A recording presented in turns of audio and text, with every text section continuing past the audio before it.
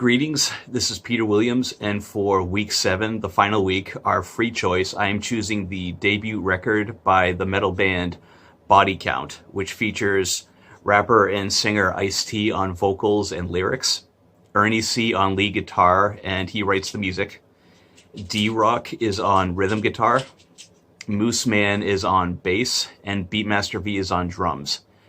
And this record relates to African American culture because the metal band is made up entirely of African American members living in Los Angeles, California.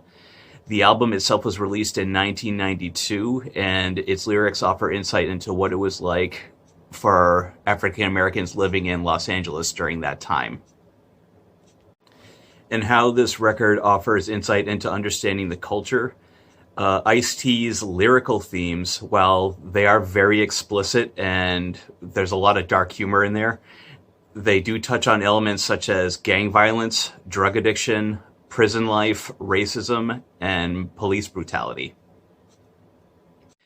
And as far as the record itself, there are a lot of samples of dialogue in between the songs, which kind of, they reflect what the following song is going to be about. But for this part of the discussion, I'm going to be covering the songs themselves.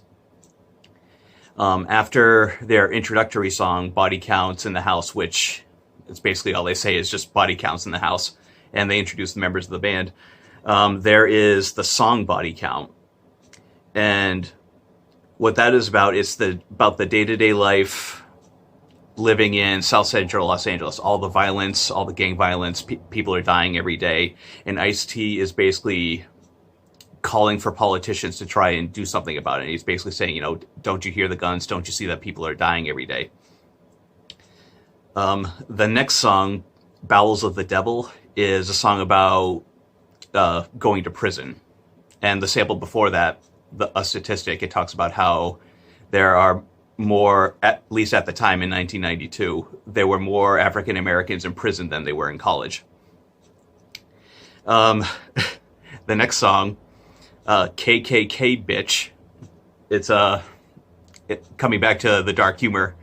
It's a very funny jab at the Ku Klux Klan, and it's a song about how Ice-T and all the members of Body Count, they end up falling in love with the daughters of Klan members and how they sneak into a Klan meeting and they end up having sex with all their daughters there, and some of them get pregnant. So it's definitely a jab at the Ku Klux Klan, and the lyrics are offensive, which we'll touch on that later too. The next song after this, Voodoo, which is one of my personal favorites on the record. Voodoo is about Ice-T going down to New Orleans, and he meets an old lady with a voodoo doll, and she starts using it on him, putting, you know, a needle in his eye and cutting off the fingers on the doll. It's a very funny song. I like it, and especially with Halloween coming up, it's a really good Halloween song for a playlist. The next song, The Winner Loses, which the lyrics were actually written by Ernie C. It's a song about the tragedy of being a crack cocaine addict and all the things that come with it, as far as stealing, hurting the people that you care about, and ultimately the person in the song ends up dying from his addiction. The next song after this, which is actually the album's single. Obviously, they didn't release the song as a single with the original lyrics. They did change the lyrics for it to be released as a single, but There Goes the Neighborhood. The lyrics they're from the perspective of racist bands responding to the existence of Body Count. Basically them saying, like, you know, these guys, that since they're black, they have no business playing rock music or metal music whatsoever. It's like, what are they doing here?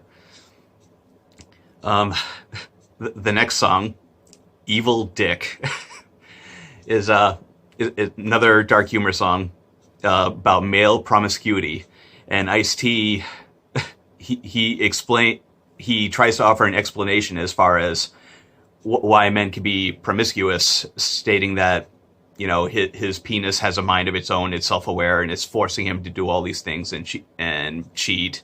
And again, another very silly song. It's, you know, I definitely wouldn't take it seriously at all. excuse me one moment. The song after that, Mama's Gotta Die Tonight, a song about a teenager that murders his racist mother. And Ice-T has gone on record, and I'll state here too, references to things that happened and quotes that Ice-T has said or other people that have said. They can be found on Wikipedia for the band's Wikipedia page, as well as the Wikipedia page for the album itself, which I'll be citing. I'll be putting the sources on my Padlet post. But Ice-T has gone on record stating that the song is a metaphor for how we need to kill racist thinking. And he even makes statements in the song saying, if you have racist people in your family, look them in the face, and I won't say what he says, but it's definitely a song saying how racism needs to stop. The final track on the record, and it's also the most controversial, and we will be talking about that more, is Cop Killer. This song, to put it quite frankly, is a song about murdering cops in retaliation to police brutality. Now, keep in mind, Ice-T, he did write these lyrics as a response to the police brutality that was going on in Los Angeles at the time. He does reference Rodney King, who, if you remember, his verdict as far as the police beating him on camera, and it's basically the LA riots happened as a response to that. So, this song is basically Ice-T's protest to police brutality. And of course, he's protesting, his lyrics are basically in the most brutal form. And we will be talking about that more in a bit. And the song that replaces Cop Killer on the record is Ice-T, Freedom of Speech. So in Cop Killer's place, this isn't an actual body count song. This is a remix of an Ice-T song. And the song itself is about the right to free speech and how we should have the right to be able to express and say whatever we want. It does have a sample of Jello Biafra at the very end, who is a member of the Dead Kennedys, talking about free speech. And the song itself also uses a sample of Jimi Hendrix's Foxy Lady. Now, as far as why the song Freedom of Speech replaced Cop Killer on the record, this song generated a lot of controversy for Ice-T and the group. Vice President Dan Quayle actually went on record saying that the song was obscene. President George Bush Sr. publicly denounced the record and any record company that would actually release it. There was also a Time Warner shareholders meeting where Charlton Heston actually went on stage in front of the shareholders meeting and read the lyrics for KKK Bitch in an attempt to demand that the company take action. And things got so heated surrounding this album, and especially the song Cop Killer, that death threats were being sent to Time Warner executives, and shareholders started threatening to pull out of the company. Now, I will say this, Time Warner and the label that Time Warner parents, Sire Records, which did release the body count record. In this situation, they did do the right thing. They supported the record and, the right to free speech and all that. But it was ultimately Ice-T that decided to pull the song Cop Killer from the record because he felt that things were just getting too heated and the controversy was eclipsing the music itself. So he decided he basically just said, let's just pull the song and we'll replace it.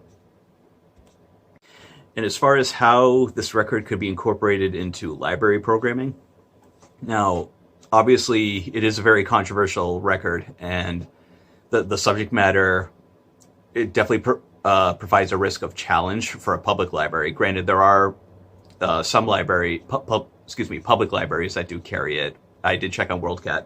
There are a lot of academic libraries that do carry it too. But I do think that some sort of a presentation on the record or a discussion regarding the record as far as how it relates to free speech and how it relates to what was going on in the early 90s in Los Angeles. Um, as far as like during Banned Books Week, and I even think it could even work for Black History Month too, like any sort of a presentation that relates to pop culture or anything that was going on musically at the time. I even think that some sort of a presentation about this record could even be good at a conference for librarians. I, as far as how it relates to free speech and a patron's right to access material. I even think that this record could even be used in a discussion as far as library ethics in a classroom, even such as this, like basically saying if there was a high demand for the record in your community, that they actually wanted it in the community, do you get it, even though there might be other people that may challenge it being there? And if you did in fact have it in your record, if a 12-year-old comes in and says, I really want to hear this, and they're not accompanied by a parent, do you give it to them? Or, if they're somewhere in the middle, if they're like 15, do you give it to them? So I definitely think it's good. It helps pose those types of questions for librarians. And I think it would definitely be good for some sort of a classroom discussion. Now, I will end with this, just as some final statements regarding free speech and how this record relates to it. Whether you've heard this album or not, whether you have an opinion on it based on my discussion here, or if you have an opinion on it based on listening to it, like whether you think that the music doesn't have any talent, or you don't like the music itself, or you feel that the lyrics are too offensive, or you feel like Ice-T is just trying to add shock value to his music to get attention. So whatever opinion that you have on the music, you're more than entitled to that opinion. Me personally, I grew up with this record as a teenager. The songs helped me learn how to play drums. As a teenager, I thought the songs were hilarious, and I just loved how just offensive it was. And it's like, you have the right to say whatever you want, and all that. So it was definitely a positive experience for me, like listening to the record growing up. But again, whatever your opinion is on the record, always remember that in the end, all it is just a group of people expressing themselves through music and through lyrics. And people in power, the president of the United States, the vice president, people try to say that you don't have the right to have an opinion about this. This needs to be pulled from the shelves. We need to get rid of it. Nobody has the right to buy it. Nobody has the right to listen to it. So I mean, in a country where we have free speech and we value free speech, the fact that people in power were trying to make this happen, and you could argue that in the end they did. Granted, technically this record was not censored because it was Ice-T that ultimately made that decision. But let's face it, he never would have made that decision if there wasn't so much pushback. Now you could also make the argument that when you make controversial statements or you say things that are offensive, you also have the responsibility to deal with the consequences. But still, again, let's face it, coming back to what I said, in the end, it's music and it's people expressing themselves. And as librarians, it's important that we uphold that and we cherish that, even if we don't necessarily agree with it. But I think that's one of the most important things that we can do as librarians, is that we can uphold free speech and a person's right to do this. Absolutely. Well, thank you very much. Thank you for listening. I will say this too. If you've never heard this record before, I do recommend listening to it for, if you will, academic purposes. And if you feel like you don't have the time or for lack of a better word, the stomach for it, I do at least recommend looking for the song Cop Killer or the song Body Count by Body Count. So one or the other. Again, for academic purposes, you can find both songs, and you can find the record in its entirety on YouTube. So, well, thank you very much for listening. Take care.